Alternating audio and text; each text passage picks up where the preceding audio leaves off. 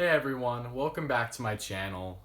So going off topic from previous things I've been discussing about different types of players, underdogs, things of that nature in this NHL season, I wanted to go a little bit off and do something different. Now, I'm sure you might have seen that a lot of YouTubers, people active on social media, and different types of sports news have been posting about what their lineups would be for an all decade team as we are coming down to the end of this decade of the 2010s. So I decided to do what everyone else has been doing. It just seems right to make my own decade team of the obviously the past 10 years on who I would have in my starting lineup for the NHL.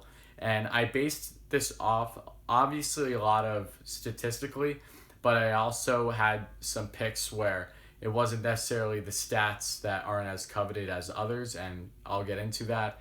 And I also want to emphasize this too, where I wanted to focus on players that have been dominating throughout the entire past 10 years and not necessarily players who have only been in the league a couple years and are just killing it. So like Connor McDavid is not going to be on my team, even though he's far and away the best player currently in average points per game with 1.32, which is way ahead of the second closest player, which I believe is Sidney Crosby. So even though it would make a lot of sense to have possibly some younger players in this, I want to pick the best players throughout the past 10 years as a whole and not just emphasizing specific seasons and things of that nature. So to start off with the forward group that I picked, I have at right wing, I have Patrick Kane. This was probably the easiest pick I could have done out of the rest of my lineup. Patty Kane has had a stellar decade of the 2010s. He has 3 Stanley Cups on his resume, being crucial parts of his Chicago Blackhawks teams for each of those cup runs, not just like he was just on the team and won the cup, obviously. And he has been a fantastic player since he first came into the league. And even as he's gotten older, as he's almost in his mid-30s now, he's still putting up the numbers like he has been since his early 20s, if not better. So Patty Kane is easily a lovable player in the AHL. Always been a fan of his, and he has been killing it in throughout the past 10 years. In 697 games played, he has 300 goals, 454 assists for a total of 754 points, which is currently the active leader in most points throughout the past decade. And even though he isn't the leader in goals over the past 10 years or the leader in assists, overall he has the most points, and he's a very responsible player in all ways, in all zones, which I think was a big part in making him an easy pick alongside, obviously, him being the leader in the point column as a forward. So Patrick Kane was my pick for right wing specifically, but just forward group overall.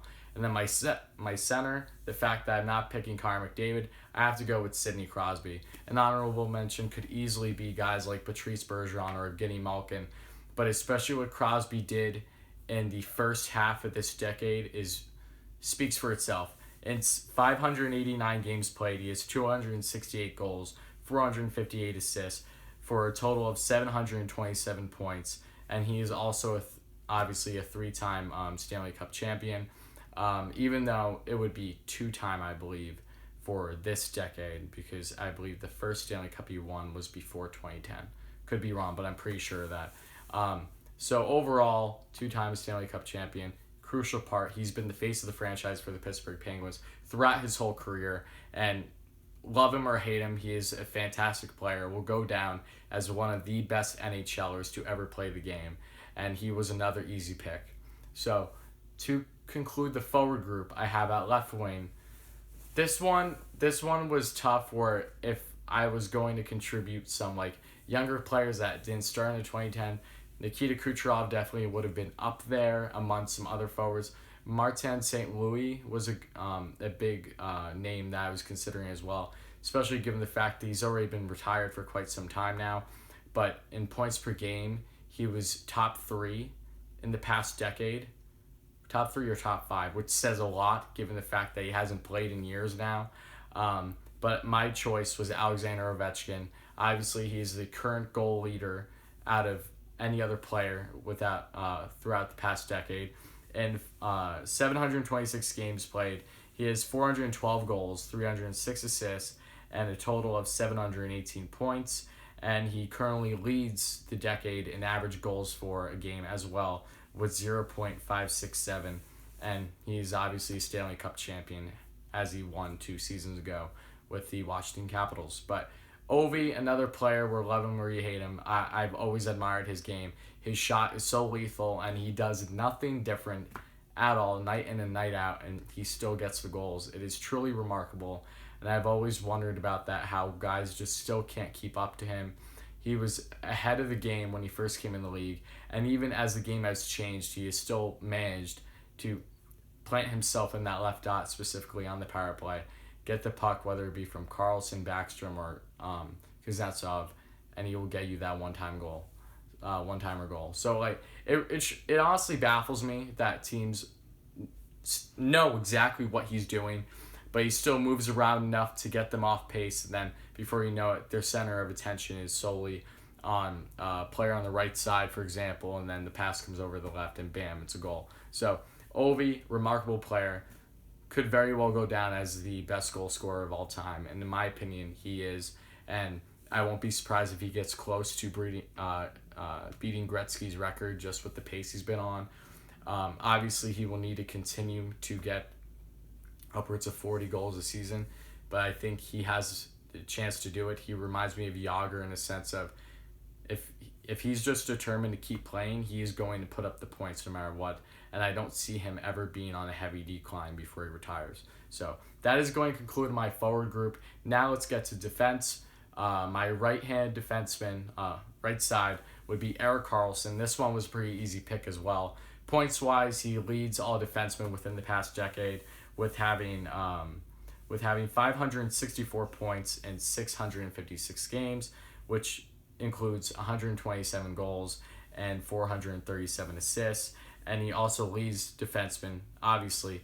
Well, actually, this could be different depending on games played, but he also leads defensemen in points average per game with 0.858, which says a lot given the fact that even though he still has been putting up the points, since he's been injury plagued the past couple seasons, you can definitely see a decline in his play, especially his goal scoring. He's not going to be that 15 to 20 goal scorer like he ever once was, but he will always be a reliable defenseman that will get you points on the power play, help on the penalty kill, etc.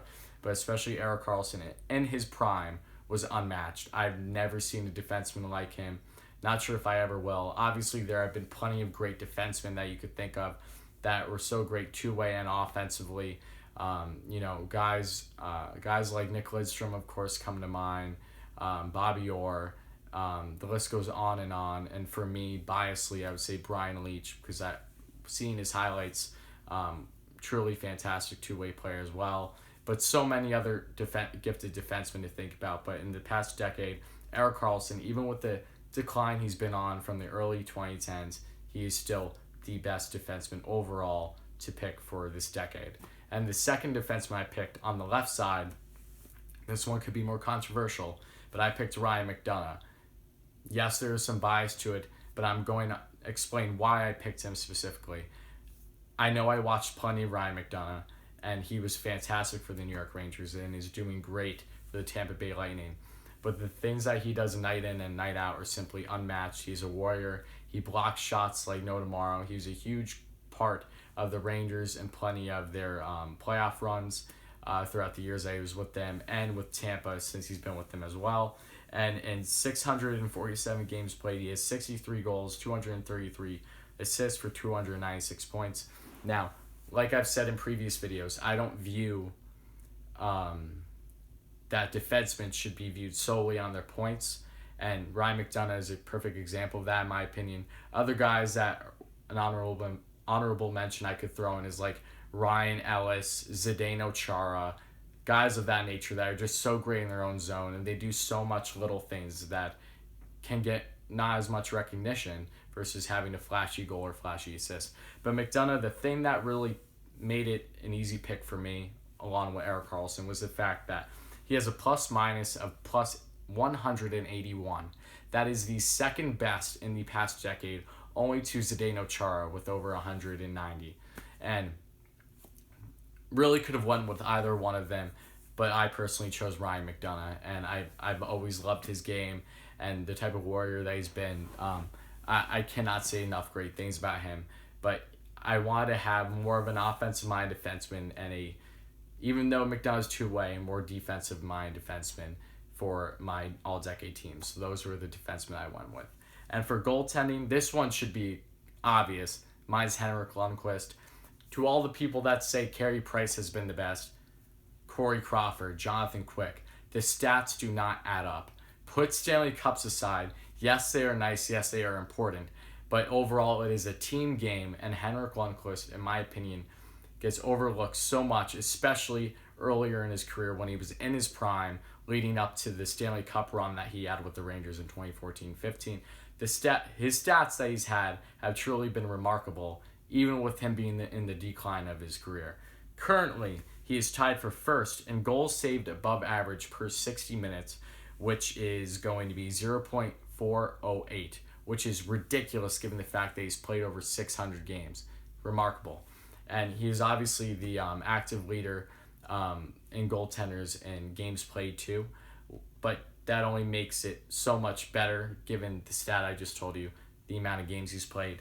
And to get more statistically speaking, and I also want to say I got these stats off of numerous sources, and it really helped a lot too, because not just from the eye test, I read multiple different types of articles and stat sheets, etc. And this is ultimately what I came up with. But Henrik has only allowed 242.1 goals saved above average, which is over 70 more, which is over 70 more than the next best person. So he is on another level in regards to that column. And in save percentage average of 5-on-5, not including overtime, he's currently second in the NHL in the past decade with a save percentage of .927, and he is third in regards to wins, given you also have to put in account the type of seasons that he's been having the past 3-4 seasons, which really haven't been great. He's still third in wins with 314. So Henrik Lundqvist was my pick as a goaltender. People will say he's overhyped. People will say he's underappreciated. I understand both sides, but to say that he has not been the best goaltender the past decade, biasly or not, is simply not true. The stats do not align with that. And if we're saying that Corey Crawford and Jonathan Quick are better than Henrik Lundqvist just because of the Stanley Cups alone, then clearly you do not understand how hockey works, or any sport for that matter. So that is going to conclude this video. Thank you all so much for watching. I hope you all had a great holiday, and I hope you all have a great new year.